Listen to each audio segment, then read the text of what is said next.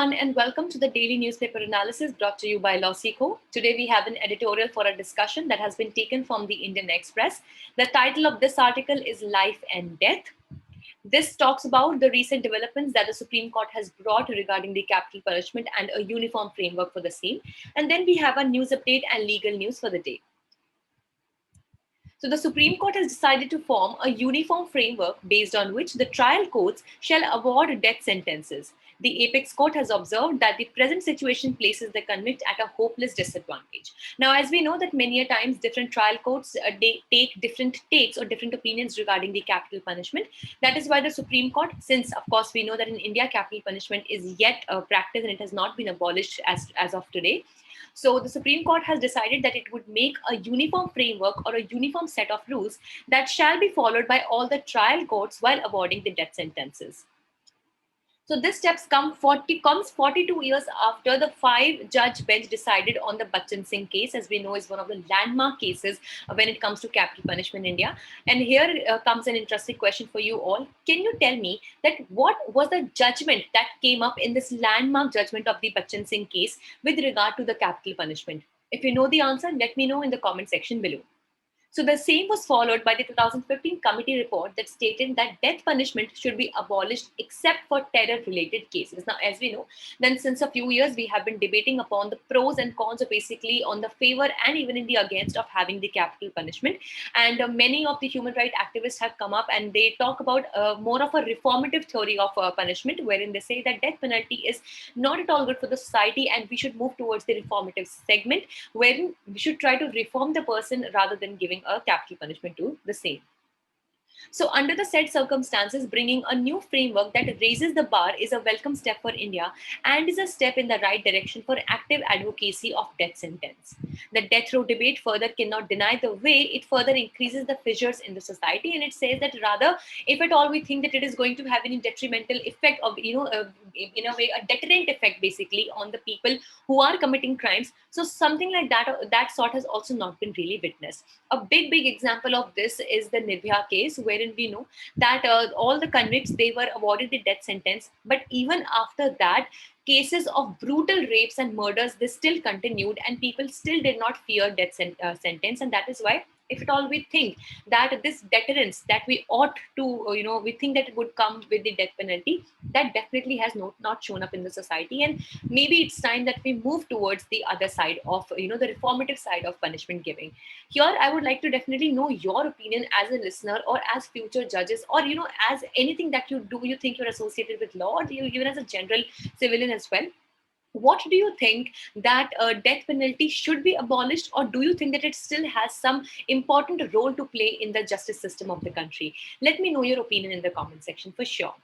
So the death row debate further cannot deny the way it further, of course, we know it increases the fissures in the society, and Project 39A has previously published a report wherein it stated that around 76% death row convicts were individuals who belonged from a scheduled tribes and scheduled castes. And many a times it might be a case that the system of transparency is not followed, and people who are already vulnerable in the society are made more prone to such kinds of punishments. So the Supreme Court has stated that while deciding on death sentence, the trial courts have to take into consideration the education levels of the person, prior trauma faced, their family circumstances, and their upbringing as well. And the law should treat individuals on a more personal level before subjecting them through trials that deem matters on life and death. Let's see what further has to come in this regard. Now let's see that what do we have for news updates today. Pando, that is Earth's largest living organism. So basically we'll understand what exactly do we mean by organism, is breaking up. So Pando aspen clone, that is also known as the trembling giant, is the largest known organism on our planet in terms of dry weight mass. So this forest of one tree, basically this is a patch of forest that has an estimated mass of 5.9 million kilograms. Now why are we considering this as one whole organism? Because here one single variety of tree is a dominant one, and the carbon mass or the general mass that it covers is of 5.9 million kilograms. That is very huge, and it covers some 43 hectares, that is approximately 106 acres in South Central Utah's Fish Lake National Forest. Secondly, Reserve Bank of India introduces compliance function for UCBs in the Tier 3 and Tier 4 categories. Now, as we know that UCB stands for the Urban Cooperative Bank. So, under the Tier 4 category, they have put in place a board approved policy and a compliance function, including the appointment of a CCO as per the RBI circular by April 1st, 2023. And the Urban Cooperative Banks under Tier 3 category can implement the same latest by 1st October 2023. Thirdly, Sunil Chhetri-led Bengaluru FC wins maiden Durand Cup title. So the Sunil Chhetri-led Bengaluru football, championship, the FC beat Mumbai City FC by 2-1 in the final of the 131st edition of the Durand Cup at the Vivekananda Yuba Bharati Kirirangan in Kolkata. So goals from Shiv Shakti in the 10th minute and Alan Costa's 61st minute strike were enough to help Bengaluru lift the crown. Fourthly, Andaman and Nicobar Islands become India's first Swachh Sujal Pradesh. So, in a major development, Union Jal Shakti Minister Gajendra Singh Shekhawat declared Andaman and Nicobar Islands as India's first Swachh Sujal Pradesh. So, speaking at a function in Port Blair, he handed over the certificate to Lieutenant Governor Admiral D.K. Joshi for the same.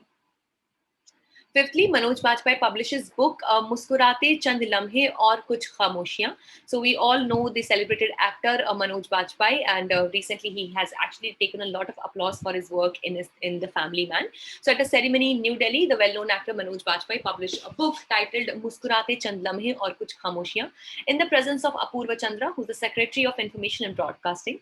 A variety of poetry are offered in the book, and Jivesh Nandan is the author of it. For the poetry, please consider that.